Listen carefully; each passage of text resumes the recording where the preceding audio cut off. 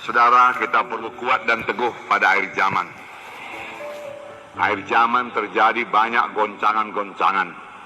Bahkan hampir dalam segala bidang akan terjadi goncangan-goncangan. Bahkan sudah terjadi goncangan-goncangan. Sudah mulai goncangan-goncangan. Sekarang saja saudara, kita lihat goncangan dalam bidang ekonomi. Saudara, sudah terjadi goncangan dalam bidang keuangan, krisis moneter, dan lain sebagainya. Saudara, tetapi satu lagi, setan mau menggoncang dalam keluarga juga. Berhati-hatilah. Saudara, jangan beri tempat kepada setan dalam keluarga saudara. Karena itu termasuk dalam rencana setan. Tetapi sepanjang kita berlaku sebagaimana saya katakan tadi, berurat berakar pada firman Tuhan dan berdasar pada firman Tuhan, dan pandangan kita dalam kita tujukan kepada pahala yang kekal di sorga, saudaraku, maka rencana setan tersebut bisa digagalkan. Amin. Pada akhir zaman kita meningkatkan pelayanan kita. Tidak bisa biasa-biasa saja, saudaraku. Tidak bisa. Tingkatkan pelayanan kita, ya, supaya kita layani jiwa-jiwa itu sepenuhnya, ya, sehingga mereka betul-betul menerima kuasa Tuhan dalam hidupnya.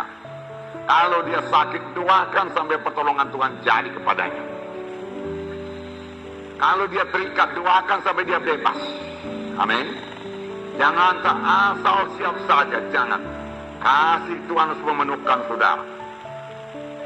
Segala pelayanan harus dilaksanakan dengan kasih Tuhan dan dengan kekuatan yang dianugerahkan Tuhan kepada saudara.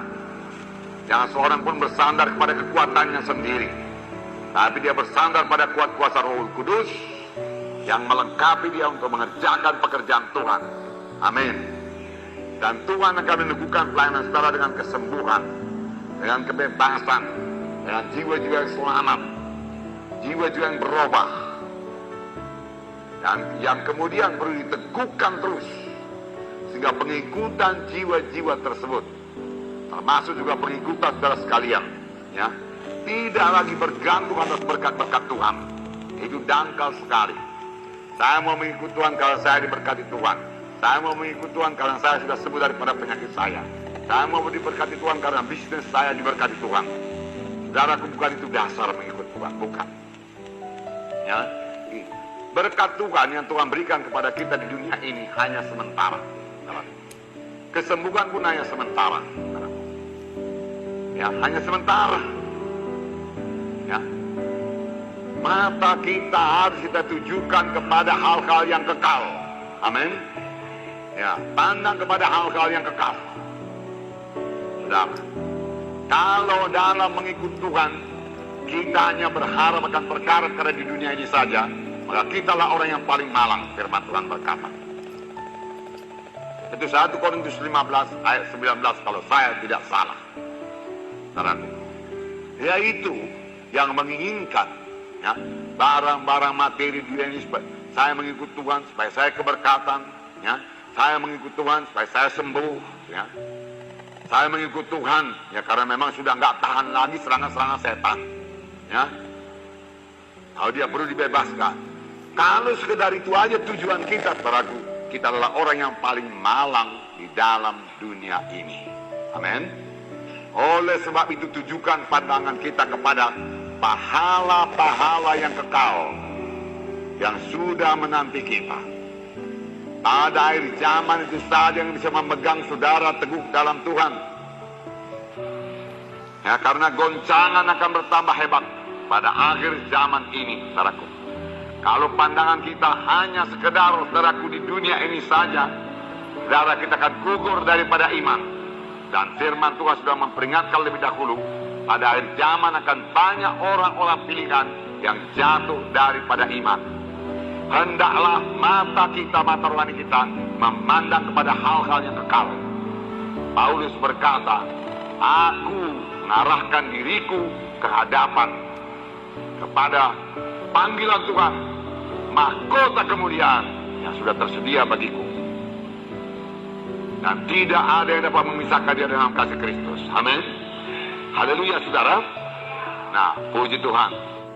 Saudaraku yang kekasih dalam nama Yesus, dalam Ibrani 11 ayat 24 sampai 26. Karena iman, maka Musa setelah dewasa menolak disebut anak putri Firaun.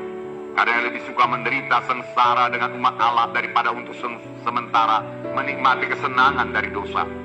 Ia menganggap penghinaan karena Kristus sebagai kekayaan yang lebih besar daripada semua harta Mesir, sebab pandangannya diarahkan kepada upah. Karena iman, maka ia telah meninggalkan Mesir dengan tidak takut akan murka raja. Ia bertahan sama seperti ia melihat apa yang tidak kelihatan. Ini penting sekali, saudara. Dia melihat apa yang tidak kelihatan. Oleh mata badani manusia tidak kelihatan, tetapi Musa melihat. Inilah kelebihan Musa. Apakah kita melihat apa yang tidak kelihatan? Bukan mesti melihat, saudaraku, dalam penglihatan, tidak, tetapi terutama melihat dalam pengertian rohani saudara. Jika saudara berani mengambil keputusan, pelajaran bagi kita. Amin, saudara. Jangan jatuh bangun kembali kepada dosa yang lama. Belajarlah daripada Musa yang dipakai Tuhan luar biasa.